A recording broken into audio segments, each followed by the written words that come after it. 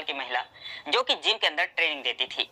लंबी चौड़ी गोरी चिट्टी मजबूत कदकाठी की वो महिला दोस्तों बुलेट बाइक से चलती थी। अब वैसे पैसों का नशा तो हर किसी के पास होता है, उसके पास भी था। लेकिन दोस्तों उसे एक और चीज का नशा था, एक और चीज की हवस थी, और वो था मर्दों का नशा, नए नए लड़कों का नशा। और शायद इसीलिए वो जिम के अंदर काम करती थी ताकि उसकी जरूरतें पूरी हो सकें। लेकिन वो कोई नॉर्मल लड़की नहीं थी दोस्तों, एक साथ उसे दो दो लोग हैंडल करते थे तब जाकर कहीं उसका पेट भरता था। और दोस्तों जब उससे भी उसका मन नहीं भरा तो दोस्तों उसने ऐसा खतरनाक काम किया कि जिसे सुनकर आपके रोंगटे खड़े हो जाएंगे। दोस्तों एक बहुत ही हैरत अंगेज कहानी है, आइए जानते हैं पूरी कहानी इस वीडियो में। लेकिन वीडियो में आगे बढ़ने से पहले बस वही रिक्वेस्ट कि आप वीडियो को लाइक कर दीजिए, चैनल को भी सब्सक्राइब कर लीजिए ताकि मेरा हौसला बढ़ता रहे। दोस्तों वैसे तो मेरी हमेशा कोशिश होती है कि आप लोगों को अच्छी कहानियां सुनाऊं जिसे सुनकर आप लोगों को मजा आए। लेकिन दोस्तों कुछ ऐसी कहानियां होती हैं जो बहुत खतरनाक होती हैं, जिसे सुनकर आपके रोंगटे खड़े हो सकते हैं, और ऐसी कहानियों से आपको जिंदगी में बहुत बड़ी सीख भी मिल सकती है। तो दोस्तों आज की कहानी कुछ ऐसी ही है। ये कहानी है असम की। शुरू होती है एक लव अफेयर से। एक लड़की जिसका नाम वंदना कलिता होता है, उसे एक लड़के जिसका नाम अमर ज्योति डे होता है, उससे प्यार हो जाता है। वंदना कलिता जो कि आजाद ख्यालों की लड़की थी, उसके बहुत सारे दोस्त थे। एक प्राइवेट स्कूल में वो पीटी टीचर का काम करती थी। लेकिन अमर ज्योति डे से उसको प्यार हो जाता है, और प्यार इसलिए भी होता है क्योंकि अमर ज्योति डे के पास बहुत सारा पैसा होता है। उसकी माँ के पास 5 बड़े बड़े बंगलों होते हैं, और एक में ये माँ बेटे रहते थे, बाकी 4 बंगलों को उन लोगों ने रेंट पर दे रखा था, जिससे अच्छी खासी इनकम आती थी। और अमर ज्योति अपने माँ का इकलौता बेटा होता है, और वो भी एक प्राइवेट कंपनी में जॉब करता था। तो दोस्तों यही सब देखकर वंदना ने उससे प्यार किया और दोनों ने शादी करने का फैसला किया। लेकिन जो अमर ज्योति की माँ थी, जिनका नाम शंकरी डे होता है, उन्हें इस रिश्ते से ऐतराज था। वो वंदना कलिता को बिल्कुल पसंद नहीं करती थी। लेकिन दोस्तों बच्चों की जिद के आगे उनको झुकना पड़ता है। और दोस्तों 2013 में दोनों शादी कर लेते हैं। दोस्तों शादी के बाद अमर ज्योति अपनी पत्नी वंदना कलिता को लेकर एक अलग बंगले में चला जाता है। चूंकि उनके पास 5 बंगले थे, तो एक में वो चला जाता है, और एक में जिसमें उसकी माँ रह रही थी, उस बंगले से 5 किलोमीटर की दूरी पर वो बंगला था, वो वहीं पर रह जाती हैं। फिलहाल किसी को कोई परेशानी नहीं थी। लेकिन दोस्तों धीरे धीरे जो वंदना कलिता थी, वो परिवार में अपनी स्थिति को मजबूत करने की कोशिश करती है। वो अपनी सास शंकरी डे का दिल जीतने की कोशिश करती है, उनकी सेवा पानी में लग जाती है, बराबर उनका हालचाल पूछती है। और दोस्तों फिर धीरे धीरे क्या होता है कि उनके बेटे और वंदना में झगड़ा होने लगता है। जब वंदना ये बात अपने सास से बोलती है कि वो मुझसे लड़ाई करते हैं, झगड़ा करते हैं क्योंकि मैं कोई काम नहीं करती हूँ, तो उन्होंने कहा, शंकरी डे ने कहा, कोई बात नहीं, अगर तुम काम करना चाहती हो तो क्या काम करना चाहती हो ये बताओ, मैं तुम्हारे लिए पैसे इन्वेस्टमेंट कर सकती हूँ। अब दोस्तों जो वंदना कलिता थी वो कहती है, चूंकि मैं एक फिटनेस ट्रेनर थी, पीटी टीचर थी, और बराबर जिम वगैरह जाती हूँ, मुझे जिम में बहुत इंटरेस्ट है, तो आप मेरे लिए जिम खुलवा कर दे दीजिए। अब दोस्तों जो शंकरी डे थी वो कहती है, ठीक है, तुम जिम का ट्रेनिंग ले लो और उसके बाद तुम्हारे लिए मैं जिम खुलवा दूंगी। दोस्तों ऐसा ही होता है। जो वंदना कलिता थी कुछ दिन एक जिम के अंदर एज ए ट्रेनर काम करती है, और धीरे धीरे जब उसमें वो एक्सपर्ट हो जाती है, तो फिर उसकी सास जो शंकरी डे थी वो उसे एक जिम खोल कर दे देती हैं, जिसमें वो अपना काम करने लगती है। लेकिन दोस्तों अब ना तो उसकी सास शंकरी डे को ये पता था, और ना ही उसके पति अमर ज्योति डे को ये पता था कि ये जिम क्यों खोलना चाहती है और जिम के अंदर क्यों काम करना चाहती है। लेकिन दोस्तों हाल फिलहाल वंदना कलिता आखिरकार जिम चलाने लगती है, और जिम के अंदर बहुत सारे लोग जिम करने के लिए आने लगते हैं। रोज नए नए लड़कों की एंट्री होती थी, और वो अपनी जो है वहां पर कसरत करते थे, अपना फिटनेस बनाते थे, अपनी बॉडी बनाते थे। और जो वंदना कलिता थी उसको यही चीज तो चाहिए थी दोस्तों, वो उन लड़कों से दोस्ती करने लगती है। अब जो उसके मतलब का लगता है उसे जो है वो एक गलत वे में उससे बात करती है, और धीरे धीरे वो लड़के जो है उसके जाल में फंस जाते हैं।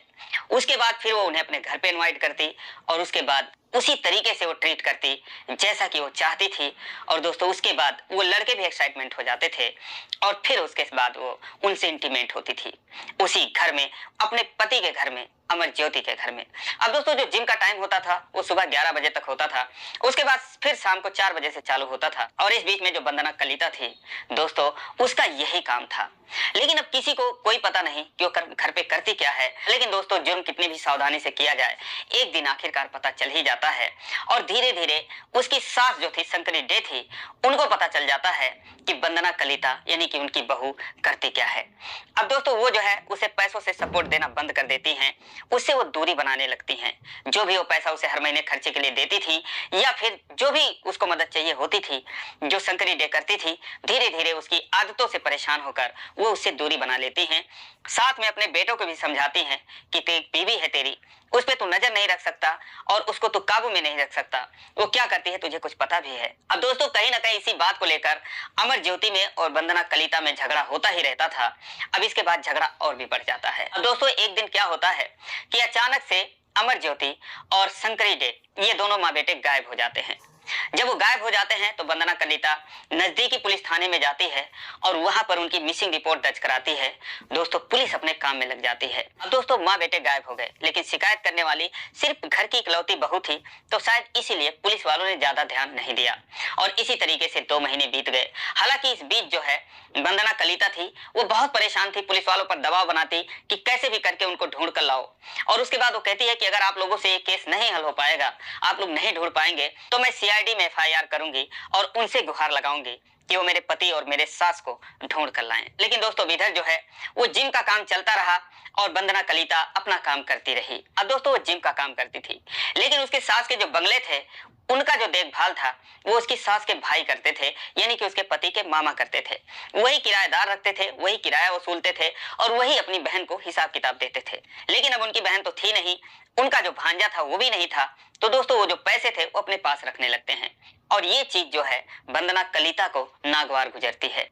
वो सोचती है कि ये पैसे ये क्यों रख रहे हैं, मेरी सास और मेरा पति जो गायब है तो उनकी जो प्रॉपर्टी है उन पर जो है मेरा हक होना चाहिए। इसीलिए एक दिन वो जाती है थाने में और अपने मामा के खिलाफ यानी कि पति के मामा के खिलाफ एक रिपोर्ट दर्ज करवाती है और कहती है कि उनके पति का जो मामा है, उनकी सास का जो भाई है, वो पैसों का घपलेबाजी कर रहा है। हो सकता है कहीं ना कहीं उनके गायब करने में इसका ही हाथ हो। दोस्तों अब पुलिस को एक अंधेरे में एक रोशनी की तरह ये बात दिखती है। अब दोस्तों उसके बाद जो पुलिस थी वो जाती है अमर ज्योति के मामा के पास, उनसे पूछती है कि आप अपनी बहन का पैसा क्यों रख रहे हो, आप अपने उस भांजे की पत्नी को क्यों नहीं देते हो और आप क्यों पैसे का हेर फेर कर रहे हो। अब दोस्तों वो तो घबरा जाते हैं, वो सोचते हैं कि यार अभी तक तो मैंने एक पैसे का हिसाब किताब गलत नहीं किया अपनी बहन के साथ और ये उनकी बहू जो है मेरे पे इल्जाम लगा रही है। वो घबरा जाते हैं, लेकिन उनका एक बेटा था जिसका नाम होता है निर्मया डे। वो दोस्तों पढ़ा लिखा होशियार लड़का था। अब जो निर्मया डे था उसको कहीं ना कहीं वंदना कलिता पर शक होता है, लेकिन वो पुलिस के सामने कभी गया नहीं था। लेकिन जब वो देखता है कि अब वंदना कलिता उल्टा उन्हें ही केस में फंसा रही है, तो दोस्तों वो जाता है उसी पुलिस स्टेशन में जहां पर वंदना कलिता ने उसके पिता के खिलाफ रिपोर्ट दर्ज करवाई थी कि उसके पति के मामा जो है हेर फेर कर रहे हैं, बेईमानी कर रहे हैं। वो जाता है थाने में और कहता है कि मुझे तो जो अमर ज्योति की पत्नी है वंदना कलिता उसी के ऊपर ही शक है, क्योंकि जब से वो गायब हुए हैं तब से जो उनकी बुआ थी उनके अकाउंट से बार बार पैसे निकाले गए हैं, कई बार पैसे निकाले गए हैं और वो उनके पैसों का गलत इस्तेमाल करती है। कुछ और उसने सुराग दिया कि अभी भी जब वो लोग गायब हैं तो उसके बंगले पर रोज नए नए लड़के आते हैं। दोस्तों जब ये बात पुलिस सुनती है तो फिर वो तफ्तीश में लग जाती है और उसके बाद दोस्तों फिर वो होता है जिसकी किसी ने कल्पना भी नहीं की थी। अब जब पुलिस वाले वंदना कलिता के फोन का सीडीआर निकालते हैं, जांच करते हैं सब कुछ, तो दोस्तों वो कई लोगों के संपर्क में थी उस समय। अब दोस्तों पुलिस छानबीन में लग जाती है। जो शंकरी डे थी उनके पास 5 बैंक अकाउंट थे और सारे बैंक अकाउंट के एटीएम भी थे। सारा एटीएम जो था वो वंदना कलिता के पास था, यानी कि उनकी बहू के पास। और वो 2 महीनों में इन 5 खातों से करीब 5 लाख रुपए निकाली थी। जब पुलिस सीसीटीवी फुटेज का जांच करती है, हर एटीएम में चूंकि कैमरे लगे होते हैं, तो 1-2 एटीएम में वंदना कलिता दिख जाती है पैसे निकालते हुए। उसके बाद वो उसे उठाती है, कड़ाई से पूछताछ करती है और उसके बाद फिर वो सारी सच्चाई उगल देती है। अब दोस्तों वो जो बताती है उसे सुनकर पुलिस वाले भी दंग रह जाते हैं। दोस्तों जिम चलाने के दौरान उसके नए नए लड़कों से दोस्ती तो होती ही थी और उन्हें वो घर पर भी बुलाती थी, उनके साथ रिश्ता कायम करती थी। ये चीज उसके पति को नागवार गुजरती थी। लेकिन इससे भी जो खतरनाक बात थी वो ये थी कि एक साथ 2 बंदे थे, एक का नाम होता है धंती डे का और एक का नाम होता है अरूप दास। इन दोनों लड़कों से एक साथ उसकी दोस्ती हो जाती है। ये जो दोनों लड़के थे, अरूप डेका जिसकी उम्र 27 साल थी और धंती डेका जिसकी उम्र 32 साल की थी, और यहीं पर जो वंदना कलिता थी उसकी उम्र भी 31 साल की थी। तो ये तीनों जो है सिमिलर एज के थे। जो धंती डेका था और अरूप डेका था, ये दोनों जिम के अंदर ट्रेनिंग लेने के लिए आते हैं और धीरे धीरे वो लोग जो है वंदना कलिता के संपर्क में आ जाते हैं। वंदना कलिता उनसे दोस्ती करती है, धीरे धीरे प्यार होता है और उसके बाद एक दिन वो दोनों को अपने घर पे इनवाइट करती है। घर पर उनके आने से पहले से वो ऐसे कपड़े पहन रखे थे कि जिसे देखकर वो एक्साइटेड हो। अब दोस्तों इस तरीके से घर में वो अकेली थी, उनको इनवाइट कर रही थी, ऐसे कपड़ों में थी कि दोस्तों धीरे धीरे जो है मोमेंट वो बन ही जाता है जिसकी चाह उसको थी और जिसके लिए वो दोनों आए थे। दोस्तों उसके बाद वो होता है जिसकी कल्पना भी नहीं की जा सकती। ये तीनों लोग एक ही साथ इंटीमेट होते हैं, एक ही साथ इन लोगों में रिश्ता बनता है और उसके बाद फिर जाके वंदना कलिता को संतुष्टि मिलती है और फिर ये जो एक बार सिलसिला शुरू हुआ दोस्तों फिर ये लगातार होता रहा। अब वो इतने फ्री माइंड से करने लगी कि दोस्तों फिर जब भी वो उसे मौका मिलता दो लोग उसके घर पे आ जाते और इस तरीके से उसका चलता रहा। एक दिन जो है उसका पति दोपहर को ही ऑफिस से घर आ जाता है, अमर ज्योति। जब वो आकर देखता है तो गेट के बाहर एक काली टैक्सी खड़ी थी जो कि धंती डेका चलाता था। दोस्तों वो टैक्सी ड्राइवर था। जब उसकी टैक्सी खड़ी थी तो वो सोचता है कि टैक्सी मेरे घर पर क्यों खड़ी है, मेरी बीवी जो है वो तो बुलेट से चलती है, कभी वो टैक्सी वगैरह का इस्तेमाल करती नहीं है। फिर जाकर वो दरवाजा नॉक करता है तो दोस्तों दरवाजा अंदर से बंद था। उसके बाद फिर वो खिड़की से किसी तरीके से देखता है तो दोस्तों वो जो देखता है वो शायद कोई नहीं देखना चाहेगा। उसकी पत्नी धंती डेका और अरूप डेका ये तीनों जो है आपत्तिजनक स्थिति में थे। अब दोस्तों वहीं पर ऑन द स्पॉट जो अमर ज्योति था वो जोर जोर से चिल्लाने लगता है और अपनी पत्नी को बुरा भला कहने लगता है। अब दोस्तों उसको देखकर तीनों घबरा जाते हैं, लेकिन दोस्तों जो धंती डेका था और अरूप डेका था वो तो कमरे से भाग जाते हैं अपने कपड़े वगैरह लेकर। लेकिन फिर वो घर में आता है तो फिर उसकी और वंदना कलिता की जोरदार बहस हो जाती है। वंदना कलिता उससे माफी मांगती है, लेकिन वो कहता है उसे यही मौका मिला था जब उसने रंगे हाथ पकड़ा था। वो बोला कि तुम अभी तक नहीं सुधरी तो आगे भी नहीं सुधरेगी। दोस्तों वो कहता है कि अब मुझे तुझसे तलाक चाहिए। वो तलाक की बात पर अड़ जाता है और उसके बाद दोस्तों फिर वो जो है अपनी माँ के घर चला जाता है। अपनी माँ से कुछ बताता है या नहीं बताता है ये अलग बात है, लेकिन दोस्तों अब जब वंदना थी उसके बाद वो उन दोनों से बात करती है तो कहते कोई बात नहीं, अगर तुझे तलाक देगा तो हम लोग तो हैं ही और तलाक के बदले तुझे तो बहुत सारे पैसे भी मिलेंगे, तुझे टेंशन लेने की क्या जरूरत है। लेकिन दोस्तों एक बात ये भूल ही गई थी कि जितनी भी प्रॉपर्टी थी, जो पांचों बंगले थे और भी जितनी भी प्रॉपर्टी थी वो सब शंकरी डे के नाम पर थी, यानी कि उसके सास के नाम पर थी, यानी कि तलाक के बाद उसे कुछ भी नहीं मिलने वाला था। इसीलिए दोस्तों अब वो सोचती है कि जब तक ये दोनों रास्ते से हटेंगे नहीं तब तक मेरा काम आसान नहीं होगा। और उसके बाद एक और खतरनाक प्लान वो रचती है। वो सोचती है इससे पहले जो अमर ज्योति है वो तलाक का केस फाइल करे, उससे पहले ही जो कुछ करना है उसको कर देना है, क्योंकि उसके बाद अगर कुछ करेगी तो सीधा सीधा वो फंस जाएगी। और इसीलिए एक दिन 26 जुलाई को वो जाती है अपने सास के बंगले पर। वहां पर वो धंती डेका के साथ जाती है और अचानक से दोनों उसे दबोच लेते हैं और तकिए से उसका मुंह दबा देते हैं।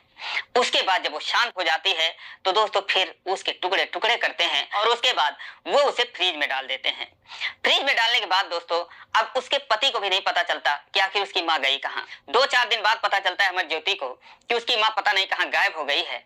तो फिर वो अपने पत्नी के साथ उसे ढूंढने लगता है, लेकिन इससे पहले वंदना कलिता सोचती है कि इसको कुछ शक हो जाए, उसको भी हटाने के बारे में सोचने लगती है। और दोस्तों उसके 15-16 दिन बाद यानी कि 14 अगस्त को वो सेम उसी तरीके से जिस तरीके से शंकरी डे के साथ उन लोगों ने किया था उसी तरीके से वो अमर ज्योति के साथ भी करते हैं। उसका भी वही हाल करते हैं और उसको भी टुकड़े टुकड़े करके पन्नी में पैक कर देते हैं, फ्रिज में डाल देते हैं। अब दोस्तों अमर ज्योति को ठिकाने लगाने के बाद उसी शाम को एक बार फिर धंती डेका, अरूप डेका और वंदना कलिता एक बार फिर आपस में एक साथ रिलेशन बनाते हैं। अब दोस्तों वंदना कलिता अपने रास्ते का कांटा तो हटा चुकी थी, लेकिन उसे समझ में नहीं आ रहा था कि अब इनको फेंके कहां पर।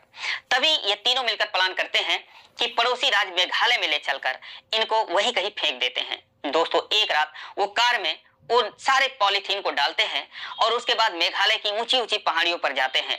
जितनी ऊंची पहाड़ियां उतनी ही गहरी खाई, और फिर जहां पर वो सोचते हैं कि कोई जानवर खा जाएगा या फिर वहां से बदबू भी नहीं आएगी, इस तरीके से किसी को पता नहीं चलेगा, तो इसीलिए वो शंकरी डे को कहीं और फेंकते हैं और उसके बाद अमर ज्योति डे को दूर कहीं दूसरे खाई में फेंकते हैं। लेकिन अब पुलिस के सामने वंदना कलिता सारा जुर्म कबूल कर चुकी थी और दोस्तों उसके बाद फिर उन दोनों को भी पकड़ा जाता है और उसके बाद वो लोग सारी कहानी बताते हैं कि कैसे हम लोगों ने मारा और कैसे जो है टुकड़े किए, और उसके बाद सारा कुछ जितने भी कपड़ों में उन्होंने सब कुछ साफ किया था फर्श वगैरह वो सब छत पर ले जाकर जला देते हैं सारे कपड़ों को। और इन जलते हुए कपड़ों को जो पड़ोसी थे उन्होंने भी देखा था, और जब पुलिस जाती है उन पड़ोसियों का बयान दर्ज करने तो बताते हैं कि हाँ, छत पर कुछ चल रहा था 25 अगस्त की रात को और उसकी लपटें बहुत तेज थी। लेकिन दोस्तों अब सारा कुछ मामला खुल चुका था। उसके बाद उन लोगों को साइड पर लेकर जाया जाता है और जहां पर जो उसकी सास थी शंकरी डे के कुछ हिस्से बरामद होते हैं। उसके बाद इनको जेल में भेज दिया जाता है। मैं आप लोगों को अपनी कहानी के माध्यम से सचेत करना चाहता हूं कि आप लोग सचेत रहें। जिस प्रकार से वेस्टर्न कल्चर हम लोगों के देश में घुस चुका है तो हम लोगों को सतर्क रहना अति आवश्यक है। मैं अपनी कहानी के माध्यम से बस आप लोगों को यही सूचना देना चाहता हूं। अगर आप लोगों को कोई भी सजेशन हो जो आप मुझे देना चाहें तो कमेंट्स में ज़रूर लिखें। मैं उसे अपने कहानी में ज़रूर फॉलो करूंगा और फिर मिलता हूं आप लोगों को एक नई कहानी के साथ। तब तक के लिए आप अपना ख्याल रखें। जय हिंद, जय भारत।